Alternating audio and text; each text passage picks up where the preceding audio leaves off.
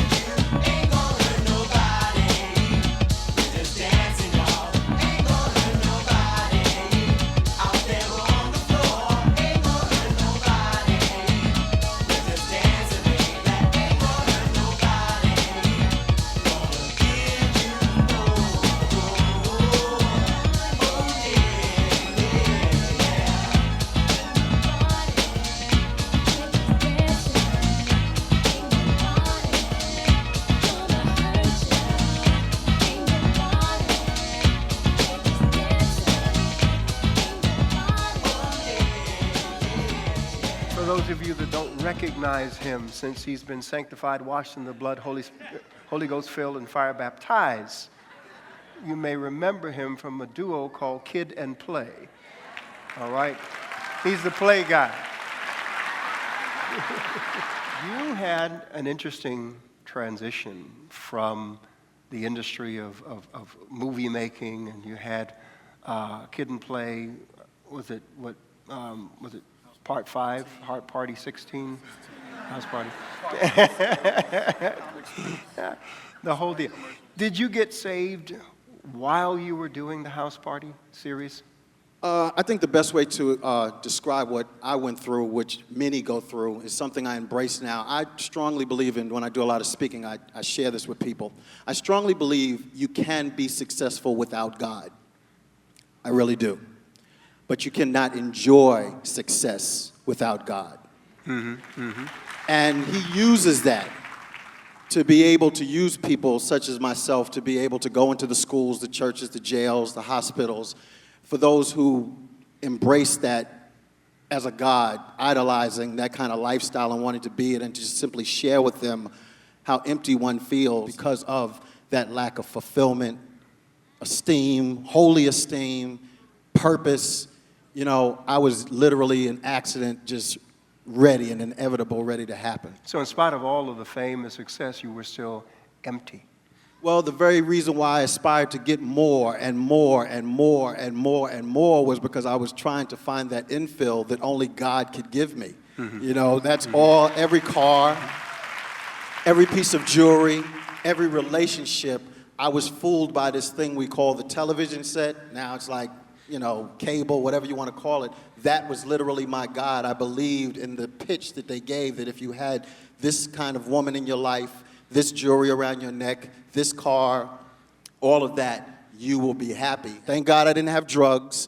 Had a sexual addiction going on there. Love the women. But the main thing was man's praise, and the addiction didn't feel as though I was whole unless somebody told me, you're good.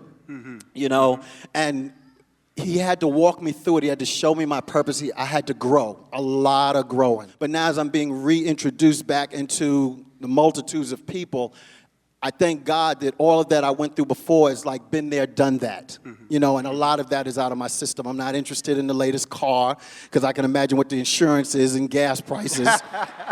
I'm not interested in the biggest house because to manicure your lawn, that's a big nut, and the oil prices for that. So it's like I can do without a lot of those things now, where I can concentrate on the message and the commission of Jesus Christ himself. But you discovered it's not about divorcing yourself from hip-hop. It's actually using what God did with you there to reach out to people with the message of Jesus Christ. God. When I was like little with the fade, and I wanted to be you. You feel what I'm saying? Thank God that didn't happen. Well, you didn't want that to happen. Thank God too. But I wanted to be you, man, because I looked up to you because the music that y'all had out there, man. But see, now you come from both sides. So how has that kind of just like played a role in your life, man, just being stationed in this one place right here? It's not easy. You know what I'm saying? I'm not even gonna lie to anybody. You know, it's not easy. But thank God he is God. You know what I'm saying? There's been times where I'm really weak, getting ready to walk out of the door, and I'm like, Lord,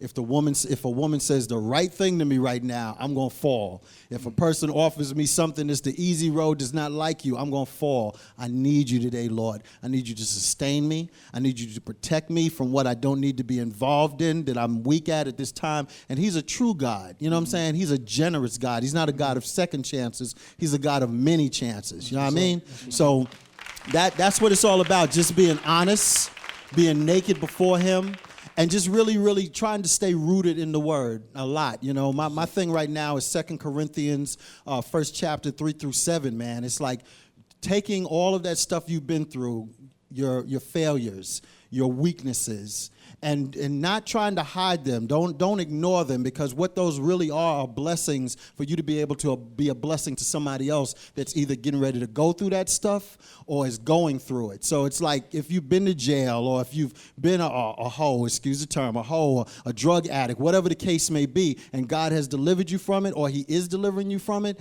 that's your ministry now to somebody else that's going through it. So all that stuff I've been through in the business and other things on TV and off TV, it equips me for being able to be a blessing prayerfully to others that are about to go through the same thing. That's a good look, man. That's a good look. That's a good look. Yeah, that's what's up. Y'all give it up for Play one more time, y'all.